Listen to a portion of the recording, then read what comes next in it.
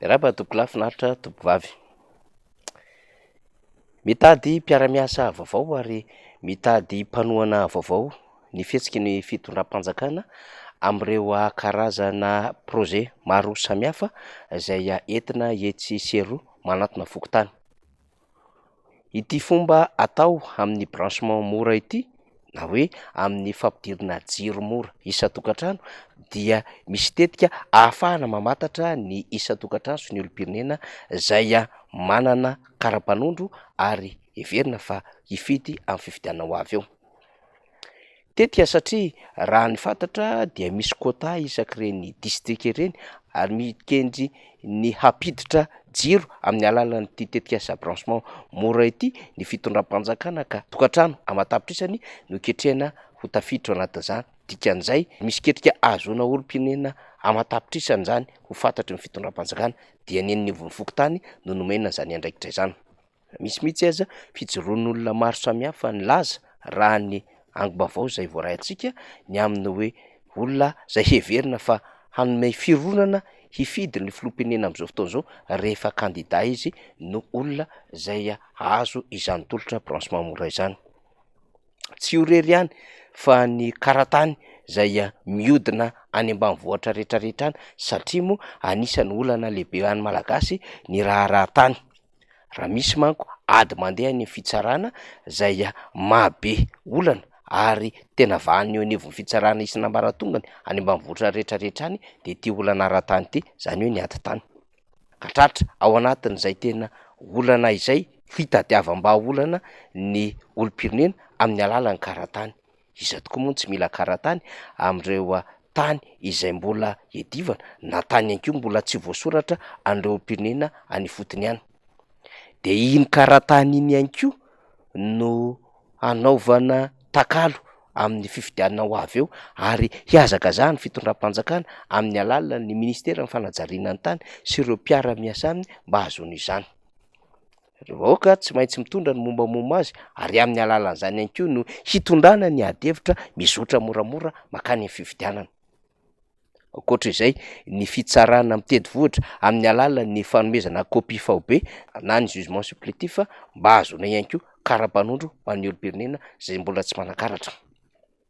Mary akom-baovao maro samihafa tsika momba izany amin'ireo hazakazaka mba hanairana ireo olom-pirenena any fotony ihany amin'ity resaka copie faobe ity de mamorona ekipa mihitsy ireo mpitondra amin'izao fotoana izao mba hanatotosa izany eny anivon'ny fokontany samihafa eny ary manara-maso izany eny anivon'ny distrika. Ankoatr'izany ny resaka fizarana contrat izay hiazakazahana eo anivon'ny ministera ny fanabeazam-pirenena amin'izao fotoana izao.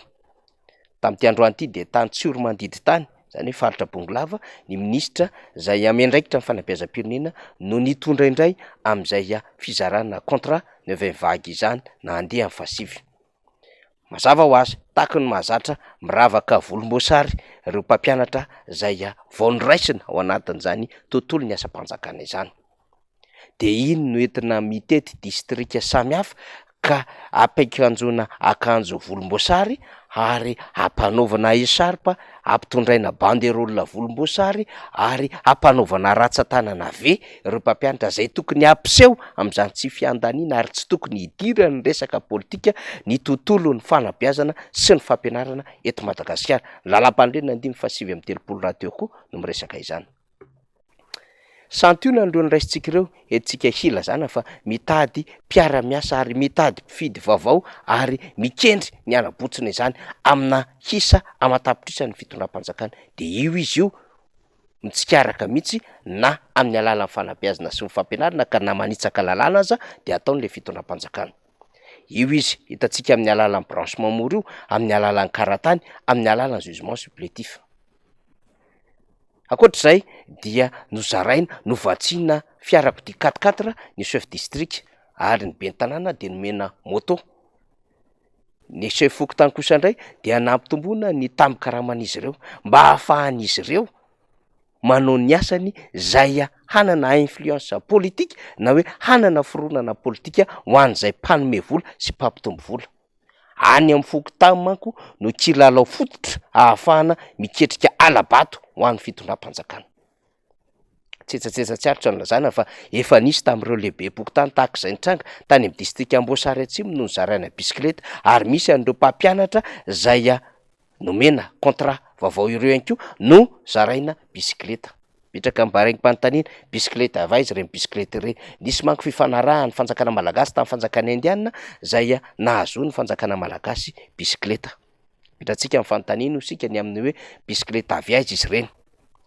Raha jerena zany arak'izao zava-misy izao de tena mandrilika mitady zay fomba ahafahana mifikitra amin'ny fahefana le fitondram-panjakana ka na nitsaka lalàna aza de ataon'izy ireo avokoa, na everina aza fa mety fihetsika mamoetra zay tsy fahita ary tsy sahan'olona natao tao anatin'ny 80 taona de ataony le fitondram-panjakana satria aity ho rainy manonja araky ny fitentsika matetika eto an'ity fandaharana ity ka tsy te hamoditra n'le fanjakana eo an-tanany le fitondram-panjakana de mamorona mpifidy vaovao satria ny mpifidy moa de efa leo monina tsy te herika ary tsy te handatsa bato volomboasary intsony ary efa elingelenina na solombavomboaka zay azo inoana fa ho kandida hifaninana an'le fitondram-panjakana ihany koa akoatran'ny ety anivony antokotiko Madagasikara.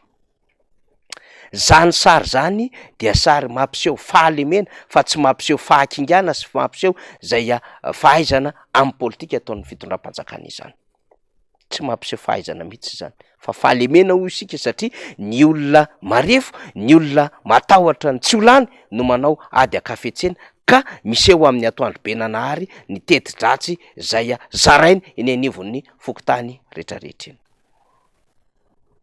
Fa mbola ao anatin'izay ady akafetsena izay ihany koa ny fampiderana foto-drafitrasa zay tsy nikitihana ary tsy azo antoka ny avy tany ao anatin'ny efa-bolana zay mety hialan'ny filoham-pirenena raha toa ka kandida izy amin'ny volana septambra ho avy izao de aretirenty voizina indray amin'izao fotoana izao toy ny raharaha fananganana usine etanol any Ambilobe.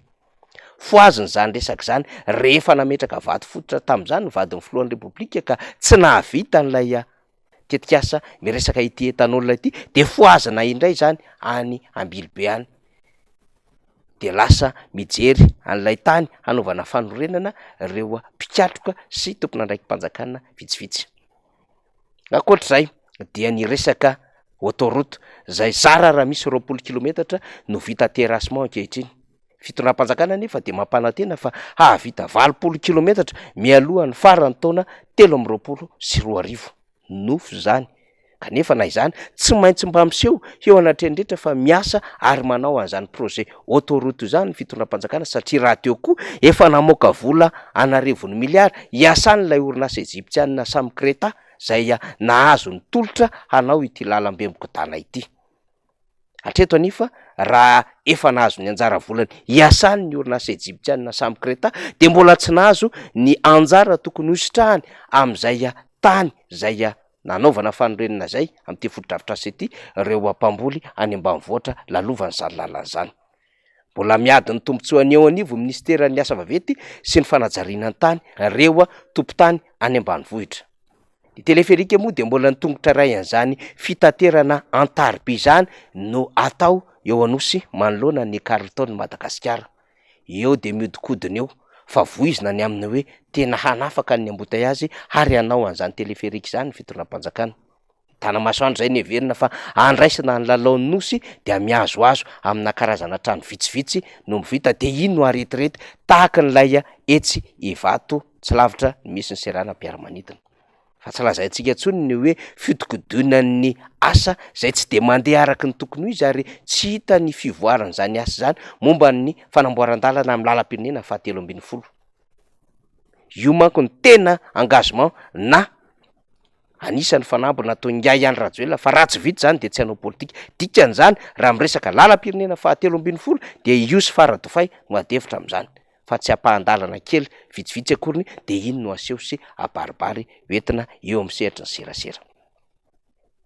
Maranantsika an'izany famoronana ekipa sy mpifidy vaovao dia ny lalana aty amin'ny lalam-pirenena fahadimy manomboka Soandranovongo ho an'ny Mananara.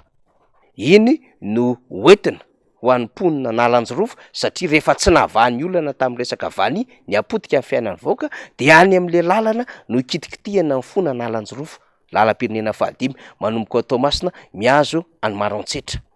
de tiany elanelany sonerany vongomananara no kitiana ny lalana ary narentirety reo fitaovana maro samihafa.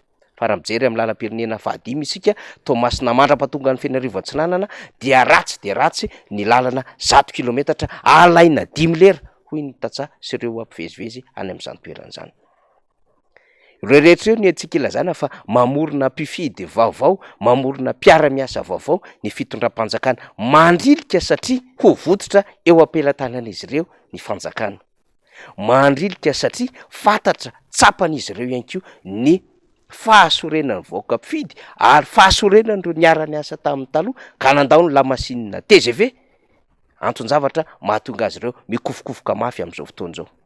Izany ve no mahatonga azy ireo indraindray tsy mino fa andresy amin'ny fifidianana ary tena sarotra ny ilazana fa andresy amin'ny fifidianana reto olo reto ka tsy hamoahany tena lela vola hampy ampiasain'ny senia hatrena zany fifidianana zany sy tsy mbola hamoahany izy ireo amin'ny fomba ofisialy ny datim-pifidianana tokony tanterahana amin'ny 7 volana novambra ho avy izao. Teri-dratsy ara-politika daholo zany rehetrarehetra zany mba hahazoana makatombona fa hahazoana manary an-dalina ihany koa ny mpifanarina na adversera politika. Saingy fantatra ay ny fomba fiasan'le fitondram-panjakana ka misoroka izany ho an'ny antokotiko Madagasikara manokana ka mametraka an'ireo paikady samihafa miainga avy any fotony. Vonina ary sa hiatrika za fifidianana zany raha teo ny antokotiko Madagasikara tarihan'ny filohany Marc Ravalomanana. Zany zava-misy za malaza makasitraka tokola makatela tokovavy.